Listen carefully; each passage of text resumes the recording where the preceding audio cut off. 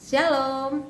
Buku Kerinduan Segala Zaman bab 26 dengan judul Di Kapernaum menceritakan masa-masa pelayanan Yesus yang sangat intensif dan penuh mukjizat di kota pesisir Kapernaum. Kota ini menjadi pusat pelayanannya di Galilea. Bab ini juga menyoroti otoritas pengajaran Yesus, penyembuhan orang yang kerasukan setan di rumah ibadat, serta kasihnya yang tidak mengenal lelah dalam melayani orang banyak. Berikut adalah ringkasan poin-poin penting dari bab ini. Yang pertama adalah Kapernaum sebagai pusat pelayanan yang strategis. Yesus memilih Kapernaum sebagai pusat pelayanannya karena lokasinya yang sangat strategis, terletak di tepi danau Galilea dan dilewati oleh jalur perdagangan internasional. Kota ini menjadi tempat bertemunya berbagai bangsa dari latar belakang masyarakat. Yesus tahu bahwa benih kebenaran yang ditanam di Kapernaum akan dengan cepat tersebar ke berbagai penjuru dunia melalui para pelancong dan pedagang yang singgah di sana. Yang kedua adalah otoritas pengajaran yang mengubah suasana. Pada hari Sabat, Yesus pergi mengajar di rumah ibadat di Kapernaum. Ellen G. White menekankan kontras yang tajam akan antara cara mengajar Yesus dengan para nabi Yahudi pada masa itu. Para nabi mengajar dengan menonton, penuh dengan teori spekulatif, tradisi yang kaku, dan perdebatan hukum yang tidak menyentuh hati.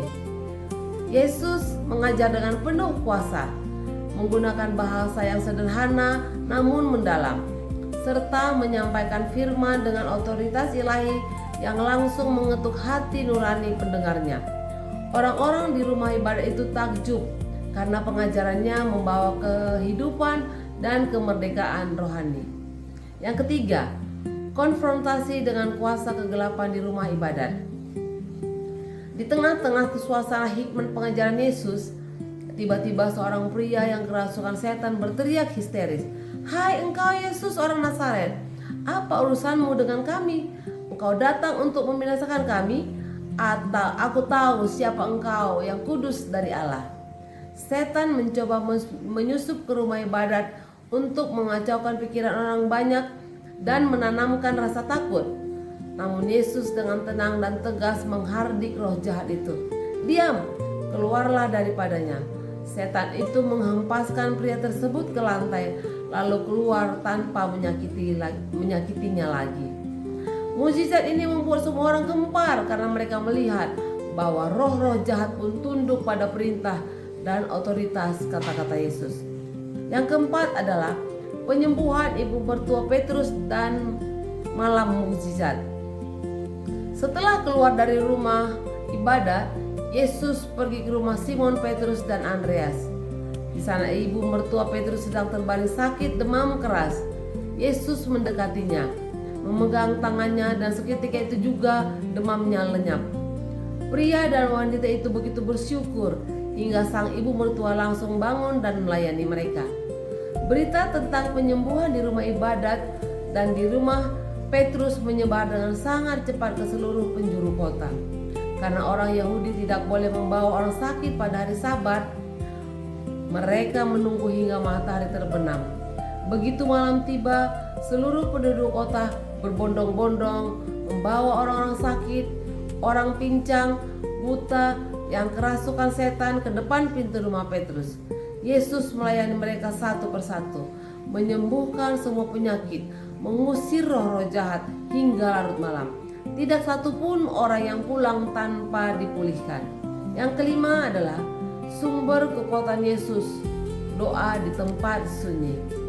Setelah melewati hari yang sangat melelahkan dan menguras energi fisik, Yesus tidak menghabiskan waktu pagi harinya untuk tidur. Pagi-pagi benar, waktu hari masih gelap, Yesus bangun dan pergi ke tempat yang sunyi di luar kota untuk berdoa dan berkomunikasi dengan Bapanya. Bab ini menutup dengan menekankan bahwa rahasia kekuatan Yesus dalam melayani manusia bersumber dari jam-jam intim yang dihabiskan bersama Allah. Ketika murid-muridnya menemukannya dan berkata bahwa semua orang mencarinya. Yesus mengajak mereka pergi ke kota-kota sekitar guna untuk melanjutkannya. Karena itu dia datang ke dunia. Inti pesan bab ini. Pelayanan Yesus di Kapernaum menunjukkan bahwa dia datang tidak hanya untuk memberikan khotbah, melainkan untuk membawa pemulihan total bagi manusia, baik secara fisik, mental maupun spiritual. Bab ini juga memberikan teladan berharga bagi kita, bahwa semakin sibuk dan berat aktivitas pelayanan kita, semakin besar pula kebutuhan kita untuk menarik diri ke tempat sunyi demi mencari kekuatan dari Allah melalui doa. Demikian, terima kasih. Tuhan Yesus memberkati.